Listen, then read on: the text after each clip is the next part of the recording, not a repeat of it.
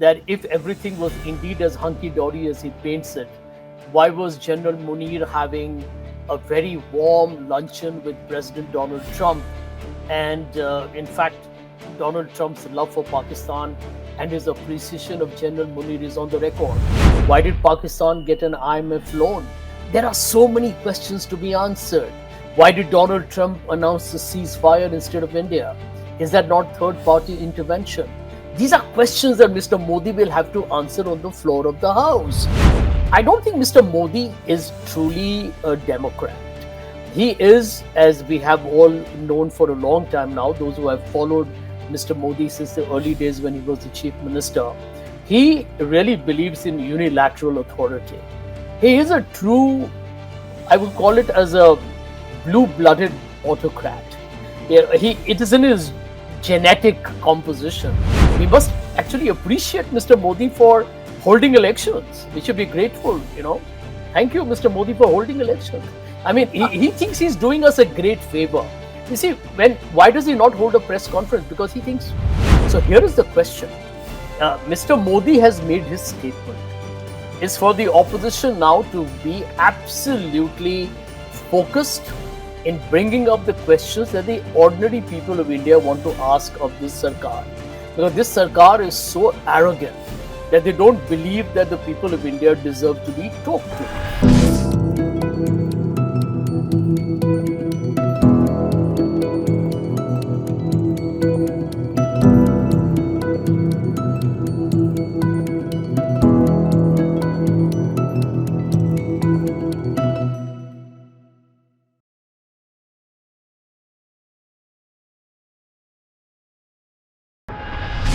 Hello and a warm welcome to HW News Network, your one-stop show, truth be told, for some engaging and thought-provoking conversations.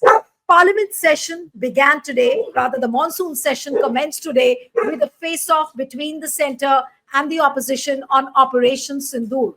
But when the session began, Prime Minister briefed the media today not for 2 or 3 minutes, but a long 17 to 18 minutes.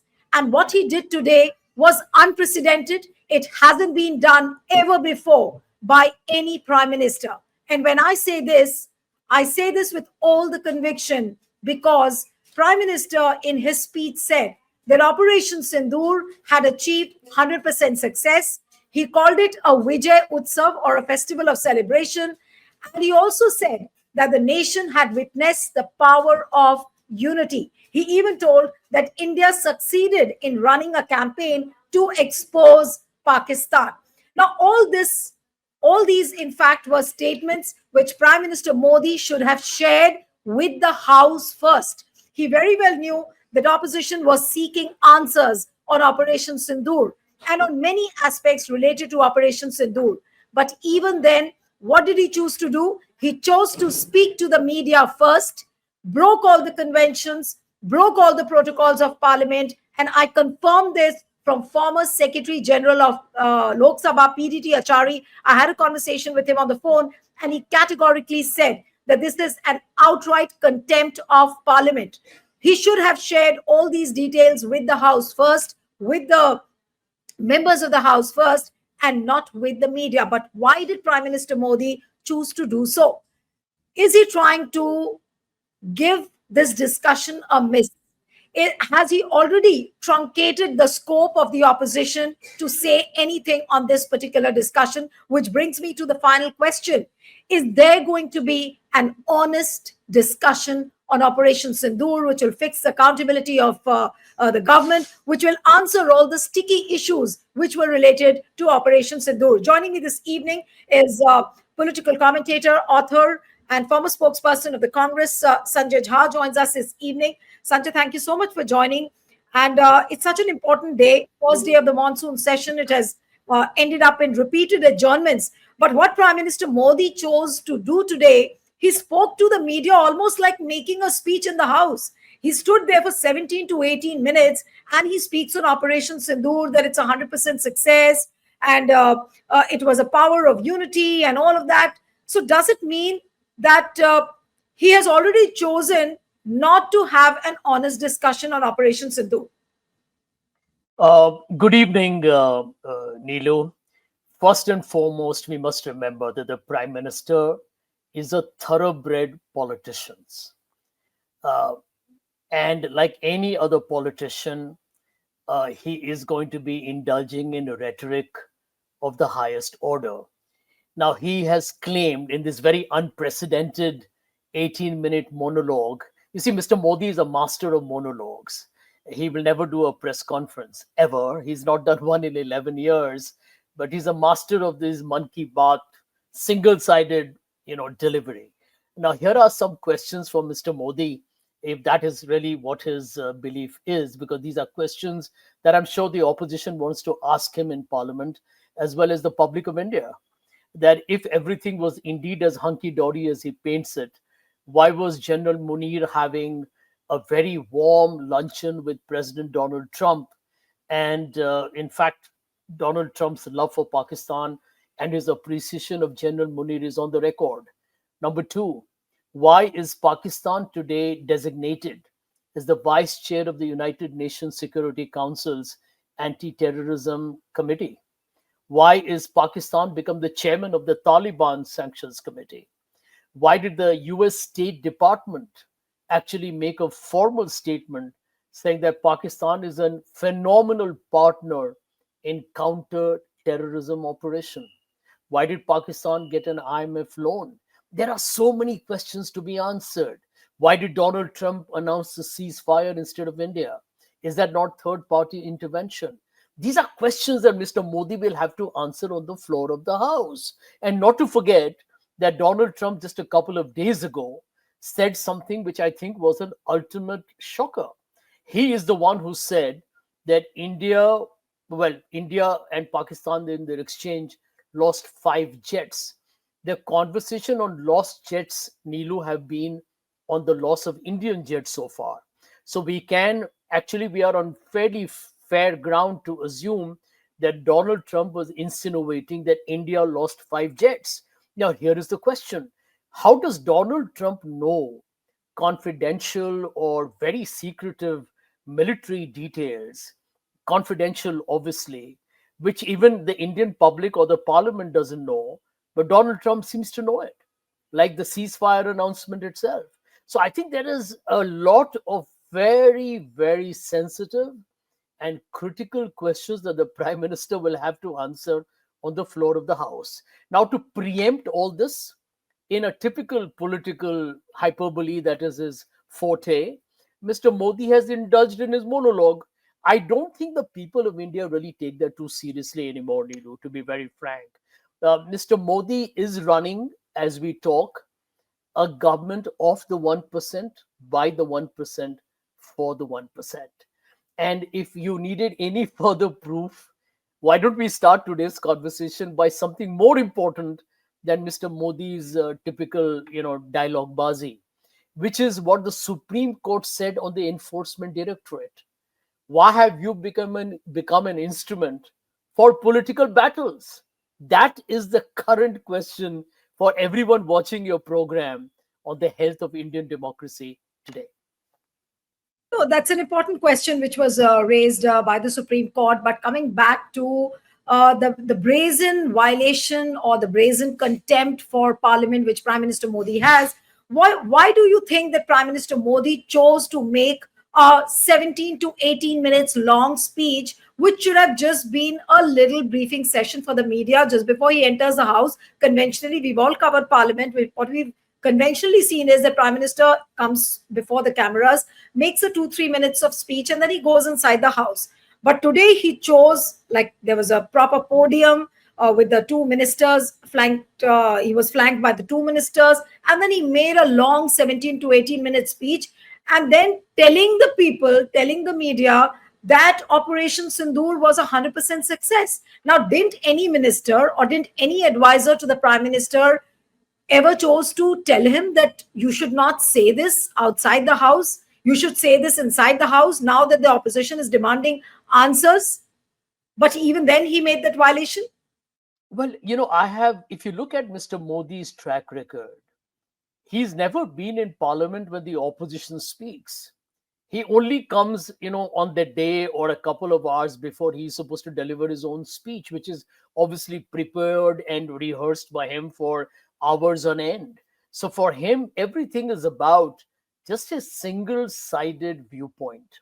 The opposition's views don't matter to him at all. Even if you look at Manipur, that whole no that debate that we had on Manipur, he eventually spoke on Manipur for barely a minute and a half to two, and Yes. literally kind of touching it at the periphery. So I don't think Mr. Modi is truly a Democrat. He is, as we have all known for a long time now, those who have followed Mr. Modi since the early days when he was the chief minister, he really believes in unilateral authority.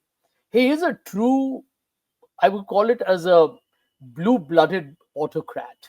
Yeah, it is in his genetic composition, and he can't do anything about it. I mean, we must actually appreciate Mr. Modi for holding elections. We should be grateful.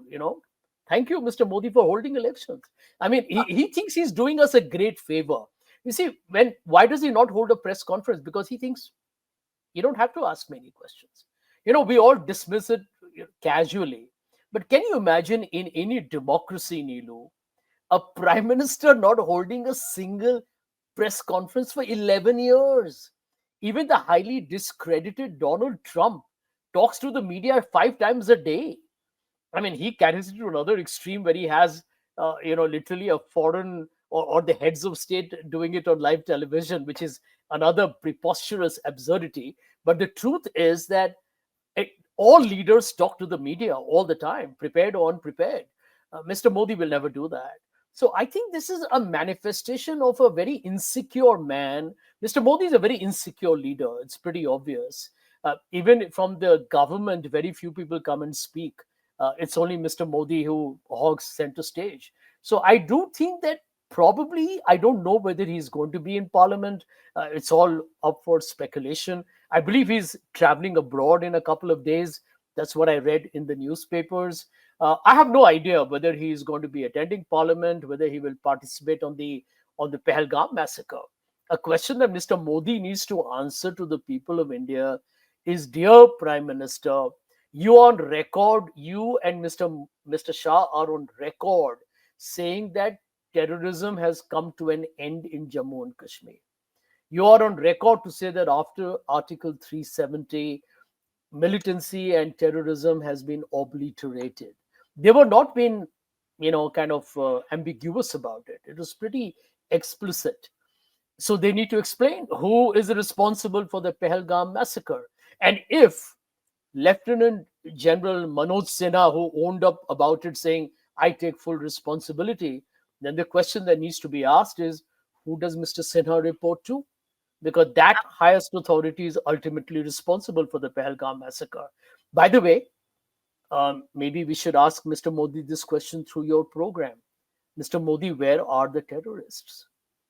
Instead of Absolutely. asking that to Sashi Tharoor or to the delegation, who are tom-tomming that everything was great and India had a fantastic success in terms of his PR, the truth is otherwise, completely otherwise.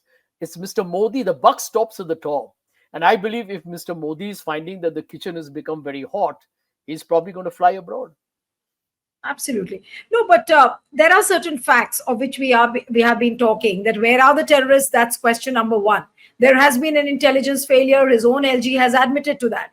The people from the armed forces, they have been saying that we do not have the right wherewithal. We are fighting with old weapons. We're not fully equipped, and not one but many officials of late have been speaking off and on this particular issue. So the big question now is that when Prime Minister Modi made this speech outside Parliament before the cameras this morning, just before the Parliament session began, has he limited the scope of the opposition now by saying that, look, this was a power of unity where all the multi-party delegations went, and we succeeded in painting Pakistan in a bad light? All of that he said in different phrases and analogies. So has he truncated the scope of the opposition now, or in a way, if I can ask you a blunt question, has Prime Minister Modi by today's speech has he trapped the opposition now?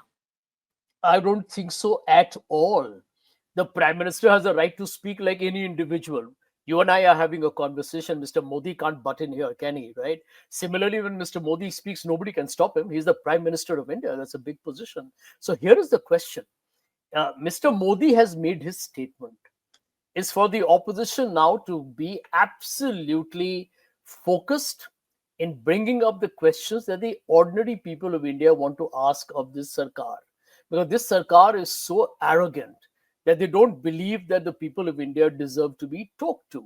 For example, one of the questions that a lot of people will ask is that Donald Trump talks about 5 jets going down or 4 jets going down, whatever he's alluding to. But this was also corroborated, not the number of jets, by India's chief of defense staff in Singapore. Dr. General Chauhan said the same thing. Why is it that India's people or India's opposition, which I don't want to call opposition, I want to call India's opposition as an option. Why is India's political system not aware of what's going on before the US knows about it? It's absolutely bizarre that Donald Trump is gone and said it 20 times that he used trade deals as a pressure to bring about the military ceasefire. It's absolutely shocking because it talks about a third party interference in what is meant to be a bilateral problem. Now, here is the second point.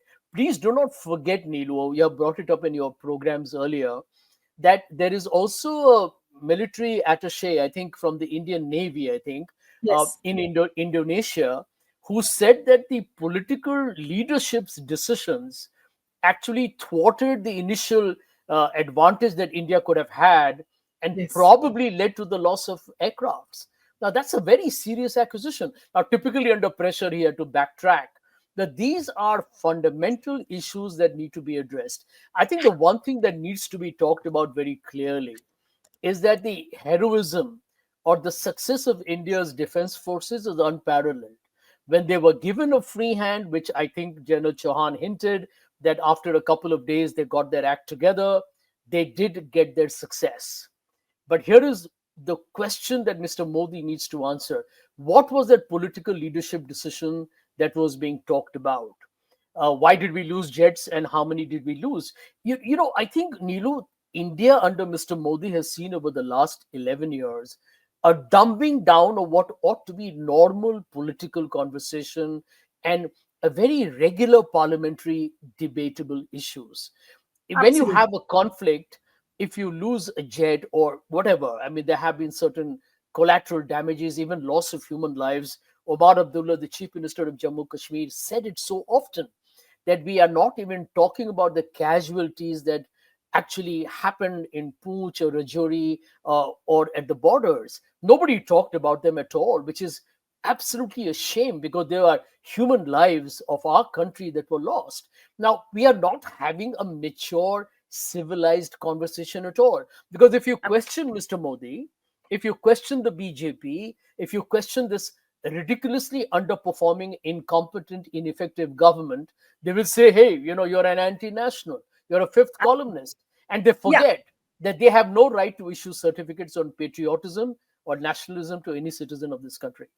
Right. Now, through this interview with you, Sanjay, I'm looking at two aspects today. One is, Mhm. of course, how he has broken protocols, how he has had contempt for parliament. I will play out that clip of Prime Minister Modi. And then the second part, of course, is that will there be an honest discussion on Operation Sindhur? And especially Mhm. when you hear the speech today, I don't know what else is he going to say now inside the house. Now, let's take a listen to this short portion of Prime Minister Modi's speech, which he Sure. made just before the parliament session was beginning. Take a listen. ये monsoon सत्र एक विजयोत्सव है। पूरी दुनिया ने भारत की सैन्य शक्ति का, भारत के सैन्य के सामर्थ्य का रूप देखा है। ऑपरेशन सिंदूर में भारत की सेना ने जो लक्ष्य निर्धारित किया था 100% अचीव किया। आतंकियों के आकाओं के घर में जाकर के 22 मिनट के भीतर भीतर ऑपरेशन सिंदूर के तहत उसको जमीन दोज कर दिया गया। और मैंने बिहार की एक कार्यक्रम में इसकी घोषणा की थी, जो हमारी सैन्य शक्ति ने बहुत ही कम समय में सिद्ध करके दिखा दिया। और इसमें मेड इन इंडिया सैन्य शक्ति का ये नया स्वरूप, इस पर भी दुनिया बहुत आकर्षित हुई है।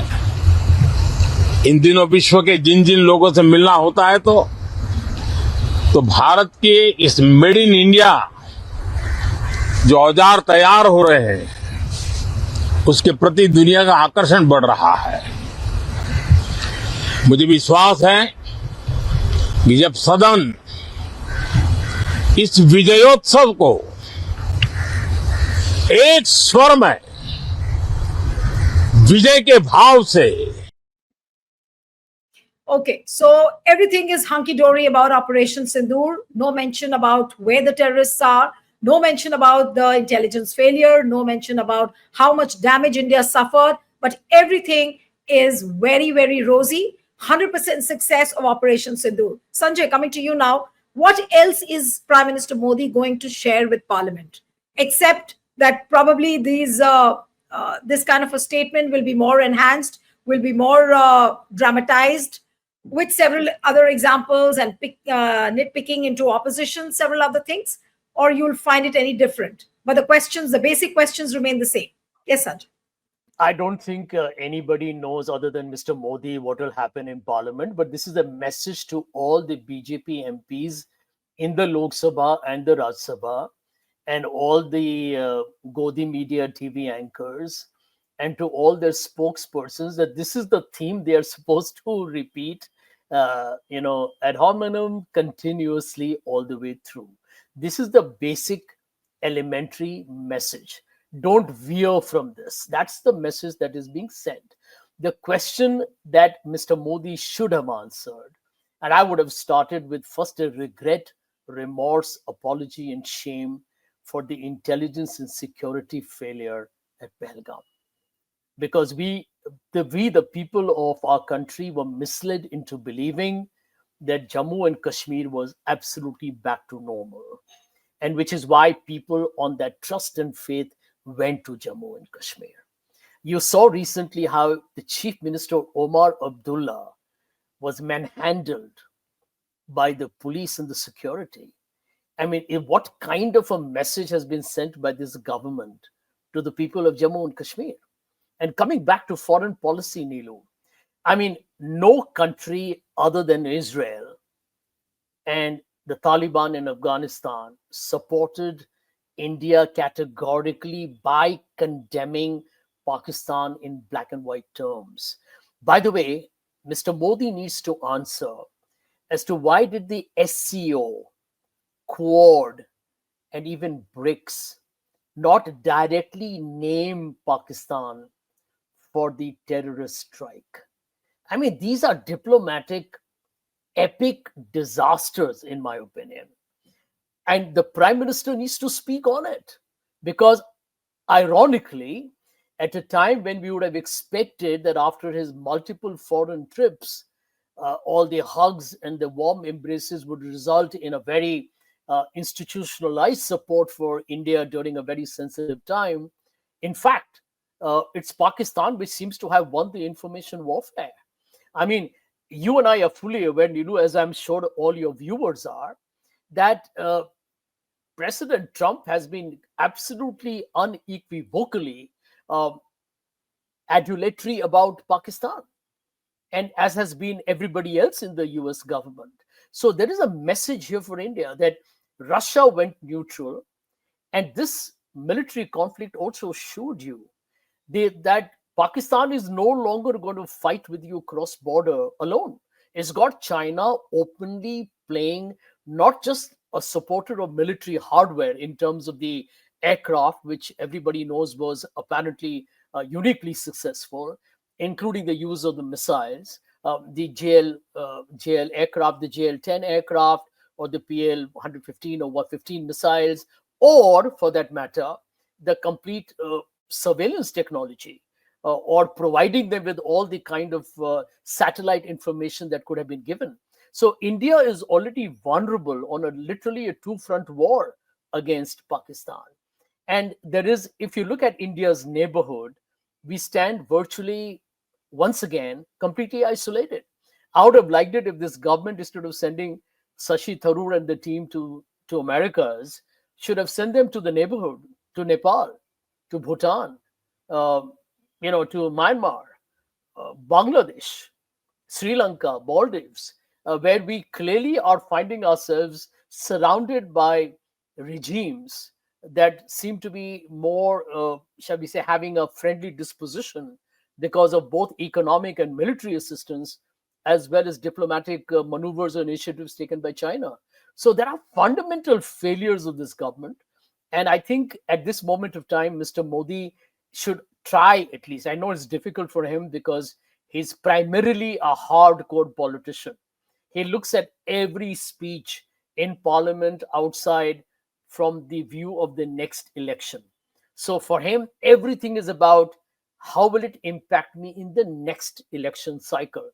But I can tell you, Nilu, the opposition has tons of very powerful substance.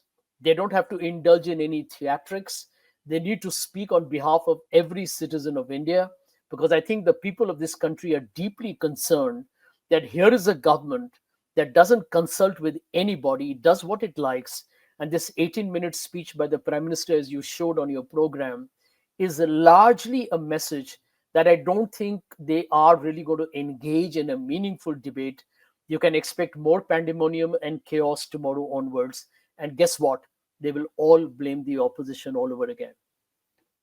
Absolutely. And one last bit, Sanjay, before I let you Sure. go, that how Prime Minister has broken all the conventions and protocols today. Because I was speaking to Mr. PDT Achari, who's the former Secretary General of the Lok Sabha, and he said he also heard the speech, and he said that no Prime Minister in the history ever has done what he did today. So, what would you say to the contempt of Parliament which he indulges in, and very knowingly he does that? Well, let me tell you one thing, Nilu, which is why I mentioned for the benefit of your viewers what the Supreme Court had to say about the Enforcement Directorate, right? I mean, even the Madras High Court had to say, stop acting like a super cop. I mean, this is the language of the highest court in this country, saying, why are you becoming a political pawn in the battles that the government has to fight before an electorate? Now, there cannot be a more severe indictment of the Modi government. Obviously, the mainstream media will try and black out this news. And maybe Mr. Modi spoke for 18 minutes because he wants that to be the mainline story, right? You see, these guys are past masters. These are basically characteristics of a more fascist government, not just authoritarian, very fascist. Because remember the three things that play an extremely powerful role in the new culture of autocratic countries all over the world: surveillance, propaganda, and disinformation. And everything is done in a very concerted manner. It's very scientific. So if you assume that today, as Mr. Achari rightly pointed out, that this was an 18-minute thing, was an absolutely unheard of by any prime minister before, that is true. But there is a whole model behind it. It's a political business model. It's create a headline, divert the attention, and probably over the entire monsoon session of parliament, which ideally every parliamentary session should be a watershed. In this case, I think Mr. Modi wants to avoid a Waterloo for himself. All right, Sanjay, thank you so much, and always a pleasure having you on the program. Thank you. Thank you. Likewise. Thank you.